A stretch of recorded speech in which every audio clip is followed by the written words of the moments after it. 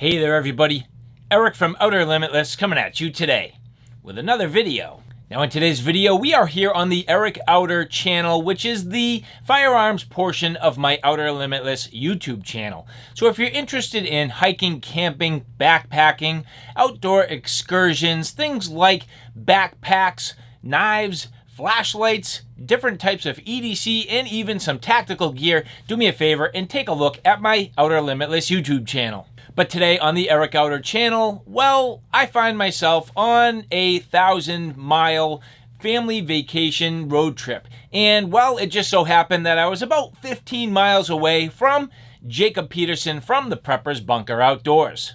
So I wasn't going to go all that way and not say hey to Jacob. So what we're going to do today, stop by Jacob, see him on his home turf, and talk a little bit about firearm safety. Now, at this particular time on my channel, firearms are reasonably new to me. I mean, I've shot a bunch, but I've just recently got my hands on purchasing my own firearm for the very first time, and well, with that comes a lot of safety considerations. So what we're going to do today is meet with Jacob, talk about some of the basic principles, some things that are really fundamental but can definitely keep you safe, and especially as a novice getting into this hobby. But with that said, we have a whole bunch to do and a whole bunch to share with you, and if you're interested in seeing a little bit more about what we're about to get into, do me a favor, stay tuned.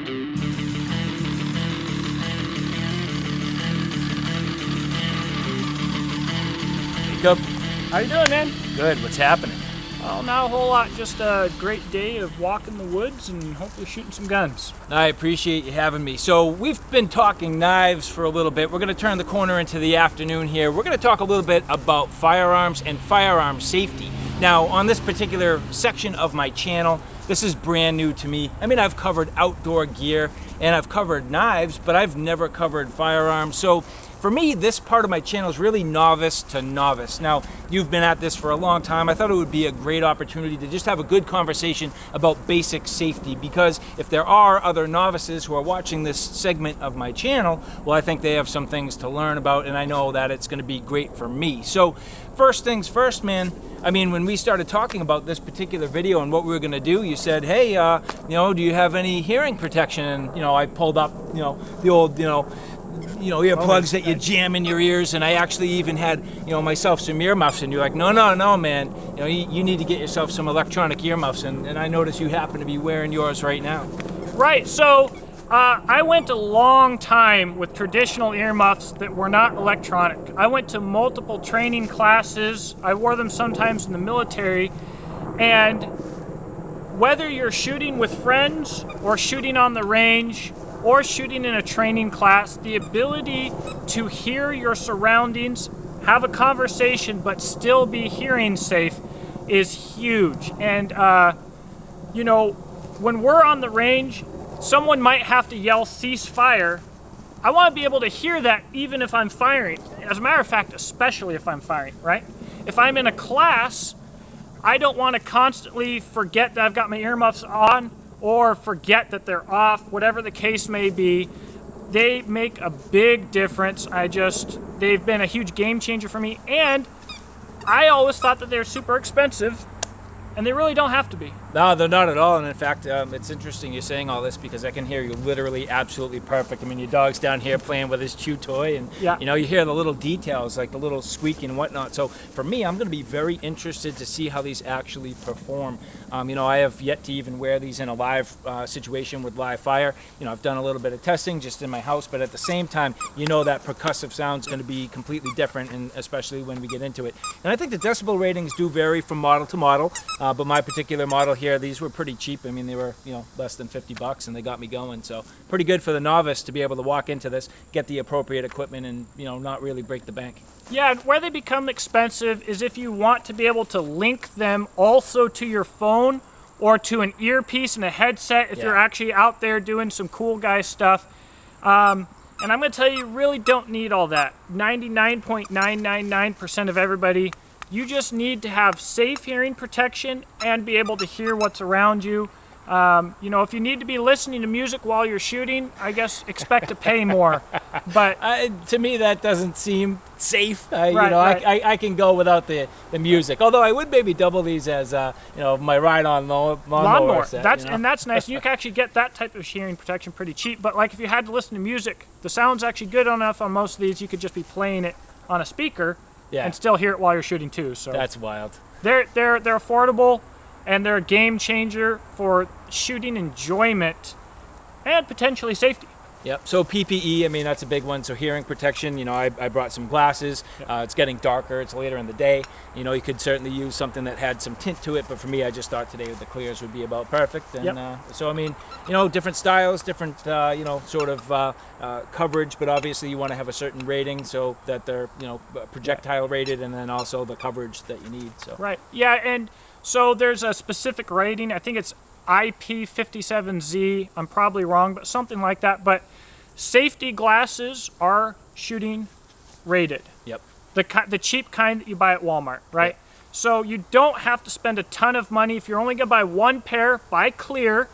Don't just buy shades. But, you don't have to spend a ton. The more expensive ones are really nice, but if you got to get out there on the range, get out there on the range, make sure you're safe, make sure they're safety rated. Don't just wear normal sunglasses, because you can get safety glasses that are shaded or non-shaded so affordably that there's just no reason to go out in sunglasses. Yep. And any other thoughts about PPE while we're out here? Women, if you like to show a little bit of cleavage or something like that, put on a scarf, put something on. The cases are hot. Yep. They're very hot. If you're wearing a polo, even as a man, maybe think about buttoning it. A lot of safety glasses, you can get side pieces for them that can help. You can get brass stuck between your safety glasses and your head. And also for that reason, it's often recommended to wear a hat with your safety glasses. Nice. I wouldn't have thought of that. Yep. That's smart. Yep. So trust me, if you shoot long enough, at some point, male, female, amateur, novice, professional, you will get hot brass somewhere that you don't want it. It's a guarantee. Yeah, no, good thoughts. So nice. All right, so moving forward, there are specifically safety rules. Yes. So talk about some of these safety rules and how it might apply to our situation here. So most people accept Jeff Cooper's 4 standardized safety rules, and I think that it's very important to follow these safety rules and to not edit them. Jeff Cooper revolutionized the self-defense industry, the gun fighting. He modernized gunfighting, okay? And he modernized safety. He's a huge name in the industry. So these 4 rules start with never let your muzzle cross anything you are not willing to destroy. So if me and Eric are at the range shooting, I'm not going to have my pistol and say, hey, Eric, check out this pistol that I've got, right? Because I'm not willing to destroy him, literally put a round into his chest. Pretty straightforward. The second rule is all guns are always loaded. I take this to the extreme. And when it comes to fighting pistols and rifles, I take that literally as I keep all guns loaded. However, the idea is you treat all guns as if they were loaded, because if you think that they're not loaded, they potentially can be. How many people shoot themselves or their loved ones while they are handling, cleaning, or whatever else a firearm that they believe is unloaded? So, for me personally, I'm going to treat all guns as if they are loaded, and it will be extra safe because, in fact, they will be. See, for me personally, and of course, just walking into this, and I know they talk about, what state is your gun in. So, you have your different levels of the state, whether they're technically completely, unloaded, no rounds in your magazine removed, safety on, and then, go to the... Stop it. You go to the next level where at that point, you have the magazine in, but you don't have a round in the chamber. Right.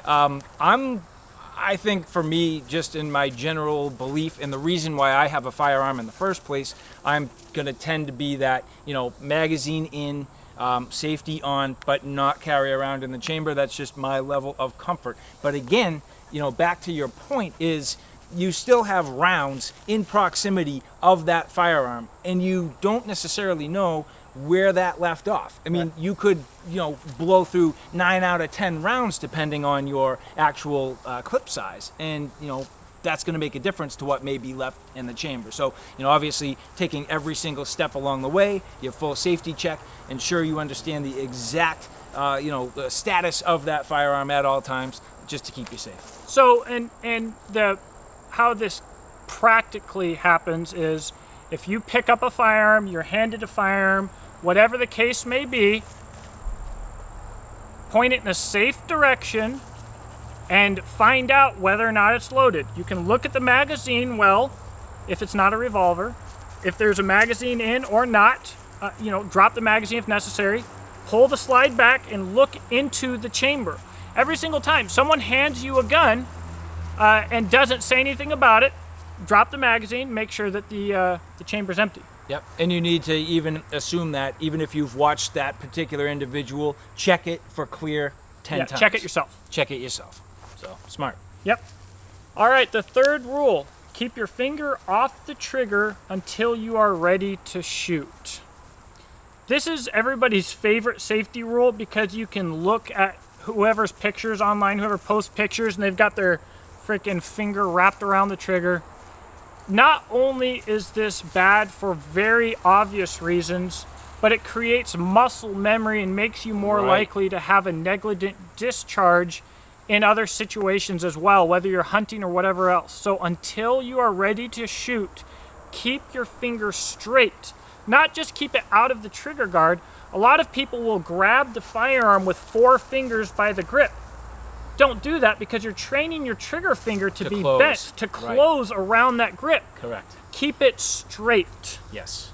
Yep. No, and that's interesting you say that. So personally for me, and I'm at the point where I've shot in the past, I've handled firearms, but I've never personally owned one until now. So now I am personally 100% responsible for that firearm, the status of that firearm, and ultimately how it's used and what it's used for.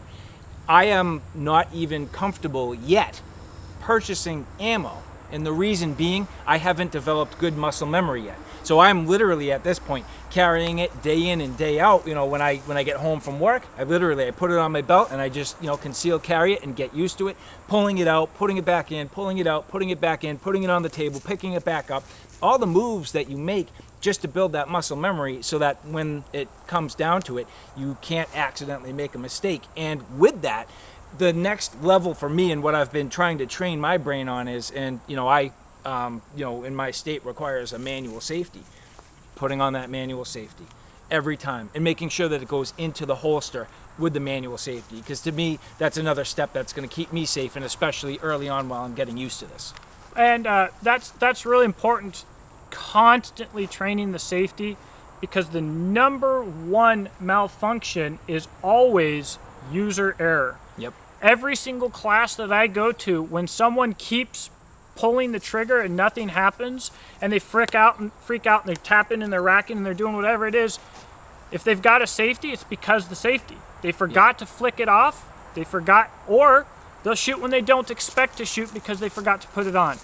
Safety is actually a expert level device because your primary safety is your holster. Yep. And we'll talk about that later. However, every single time you shoot and do everything with this, drill in safety on, safety off, just like the military.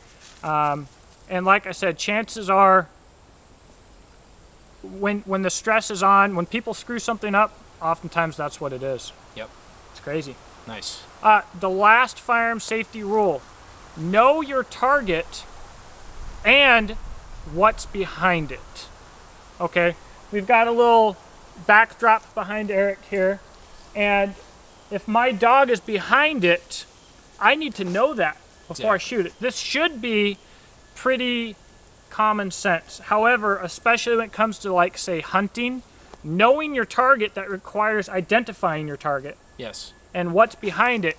If you do that, how are you gonna have a real accident?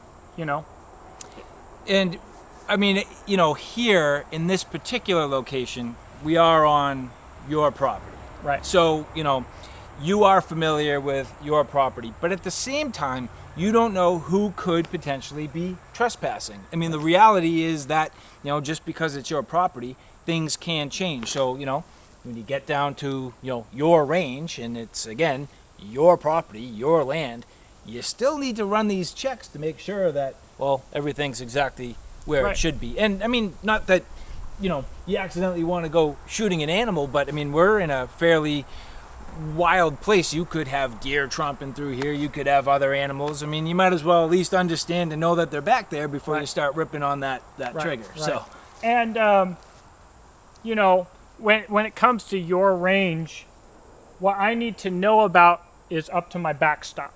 yep. So, you know, I've got a 100-yard backstop that's quite large. If there's something behind that backstop, it's not getting hit, Yep. right? But little critters out on the property, they're kind of on their own.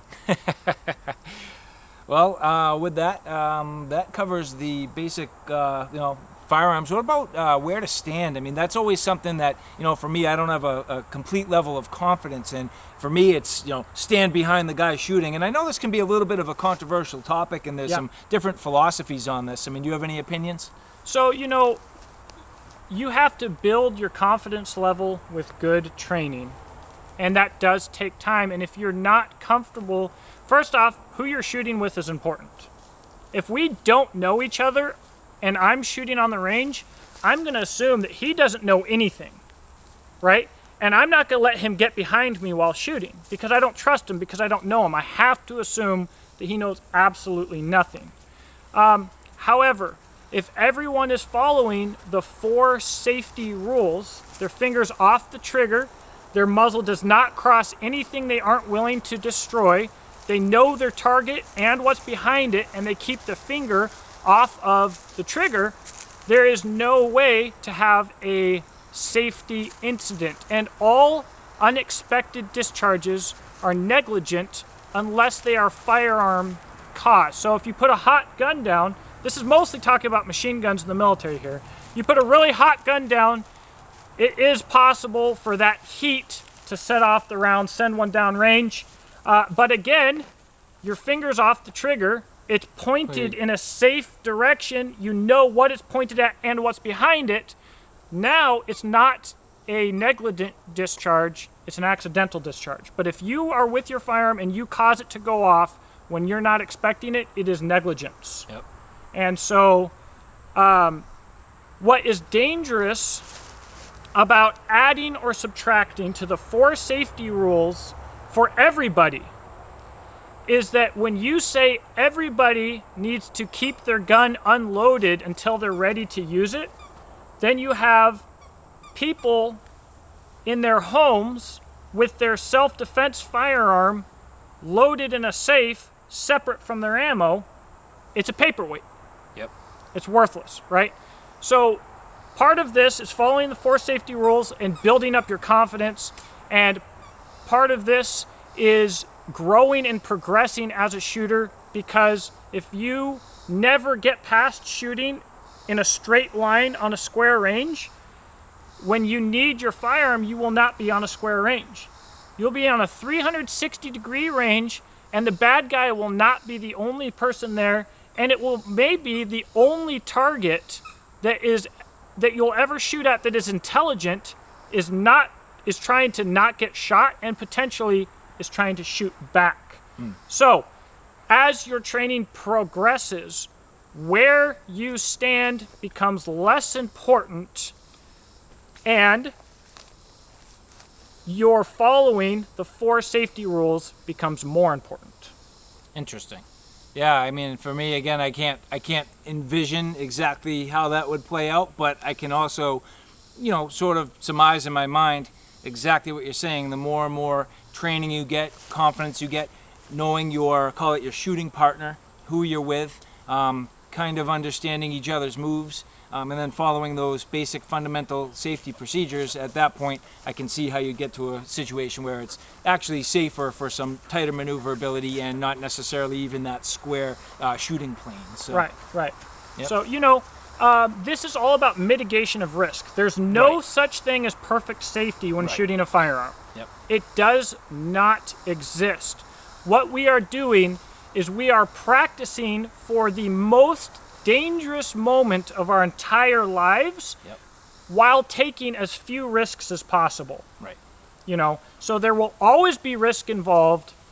You have to excel, you have to push yourself, you have to evolve and become better as a shooter. If you're going to carry, you simply want to do so as safely as possible, and if you follow Jeff Cooper's 4 safety rules, you will not go wrong.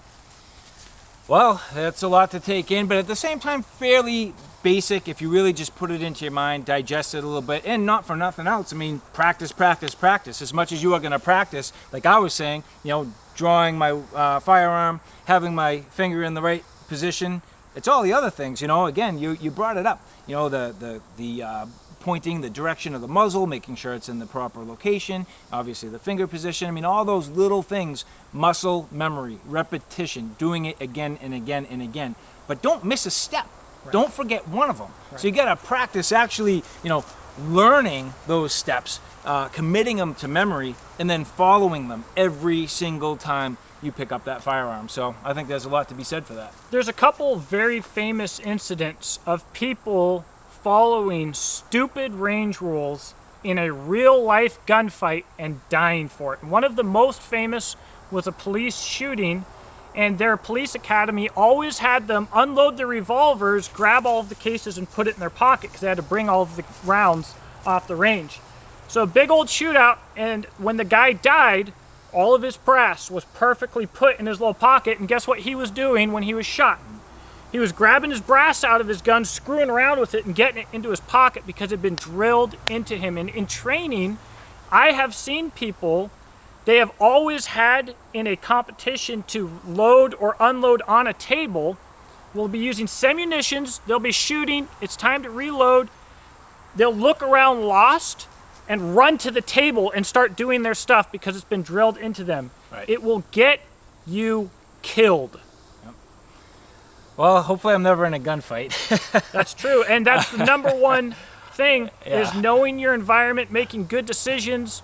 The only gunfight that you really win is the one that you don't get into. Yeah, and you know, I think for different people, different reasons to get into firearms in the first place. You know, obviously, you know, and you can hear from, you know, your philosophies and some of the things that you've talked about, just having a general self-defense mindset. For me, it's a little bit different, to each their own, and I'm sure for everybody watching, you know, they hear some things that are definitely going to resonate with them, and some things that, you know, may or may not completely resonate for their intended purposes. Right. But there is one thing that nobody can deny, no matter what angle you come from, and that safety is paramount. So, absolutely. Jacob, I appreciate it, man. Absolutely. Thank you for the input, and Yep. Appreciate it, man. And hey, with that said, you know, I think we can get a little range time in. What do you say? Absolutely, let's do some shooting. Sounds good. Oh my.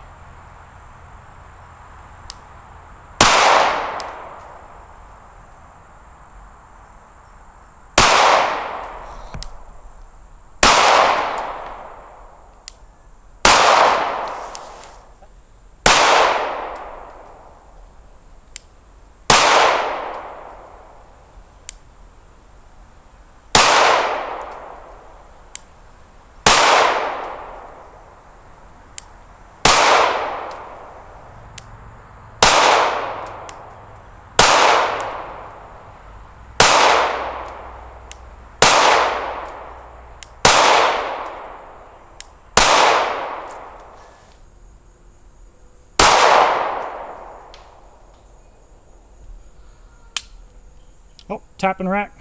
Yep, there you go. There you go.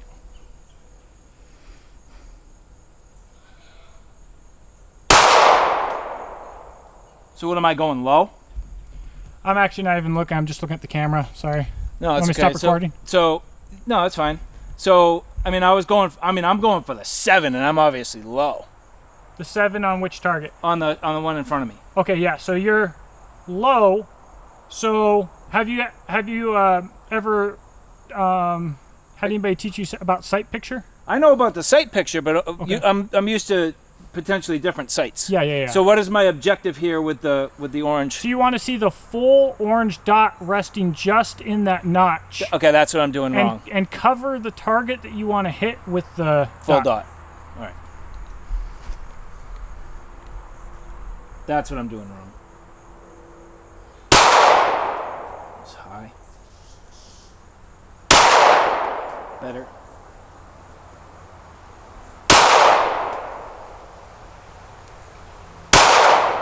Nailed it.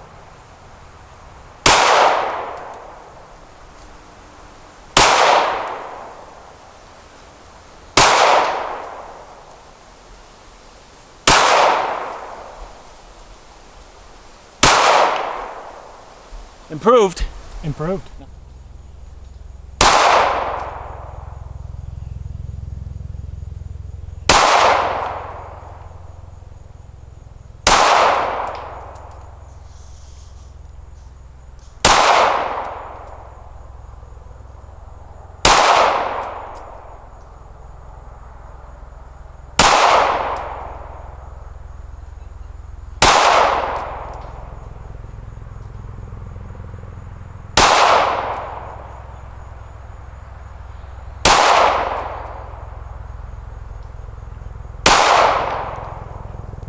All right, so I'm going to attempt to finish off the knife here.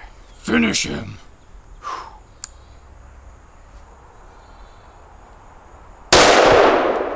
Little high.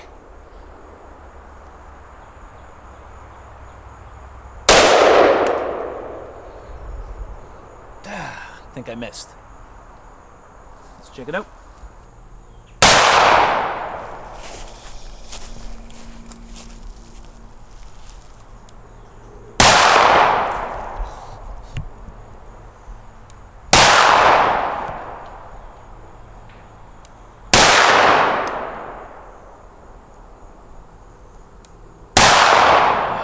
So close.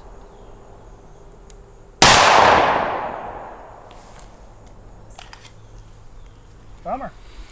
Oh. Close.